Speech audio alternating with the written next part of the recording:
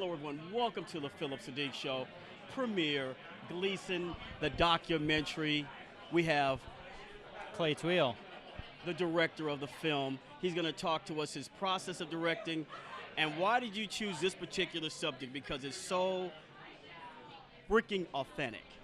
Yeah, I mean, I could tell from the very first footage that I saw of Steve and Michelle how authentic and genuine they were. So to me, as a storyteller, as a documentary filmmaker, that it doesn't get any better than that. If you can tell stories that are authentic to who people really are, and having Steve and Michelle be as open and vulnerable and honest as they are in real life, and have that come across on screen, like that's just going to immediately tell a powerful story. So for me, you know, being a part of this story and being a part of their lives to bring this story to the public was very important. So, and what I say, every story, you get to learn something. What did you learn from it? I tell you, watching it, I learned, this is, for caregivers, regular, everyday people, because this couldn't happen. Yeah, I mean, I think what I took away from it the most is just a matter of perspective. Just being able to really think at a very 30,000-foot level and put my own problems into perspective with the rest of the world, and really kind of get to that place of, wanting to do the things that I love with the people that I love. And that sounds like a very simple statement, but it's actually pretty hard to do. And I think that their story helps me remember that.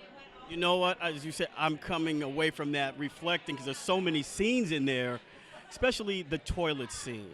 How did you get that? Because that is like gold, You did the little. How did you get that?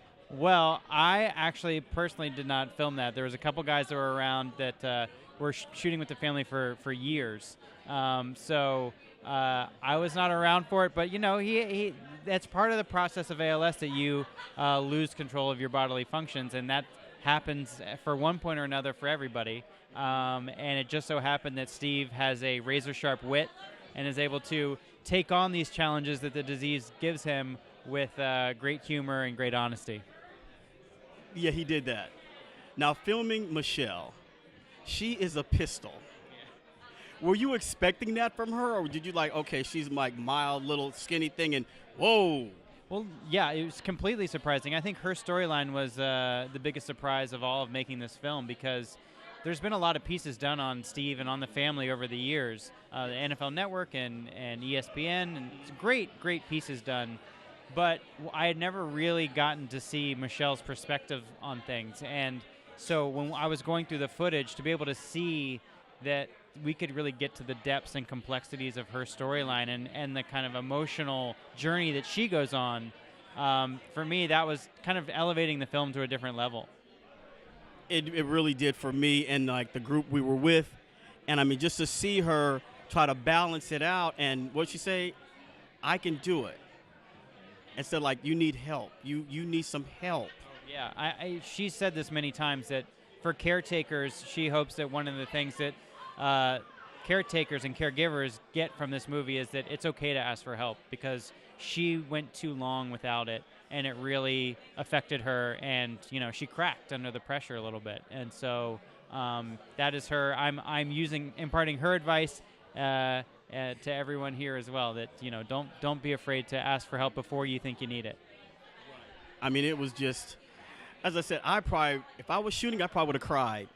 Did any feelings when you were watching and then you finally put it together? Yeah, I mean, it's hard not to get emotional. It's a very powerful story, and I think that honestly, I was emotional early on, but then came kind of callous to it. And had to put up a few emotional boundaries in order to just get through making the movie.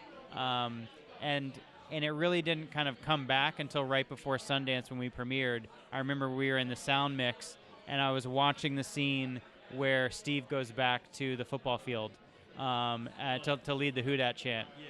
Yeah. And we had the new music from the composer in. I was sitting there watching it on a big screen, and it just washed all over me, and I had to let it go, And so that, yeah, it's hard not to experience everything that they've gone through with them, and not be emotional about it. I'm telling you, on YouTube, I mean, if you read my phone's not working, I show you the comments. People are saying they're going to see it. We have to see it. I mean, they're saying like first 10 seconds in, we're going to see it. Yeah, I mean, they're making like say, is there dust in the room? Something's in my eye, you know. So, yeah, it's that kind of moving film.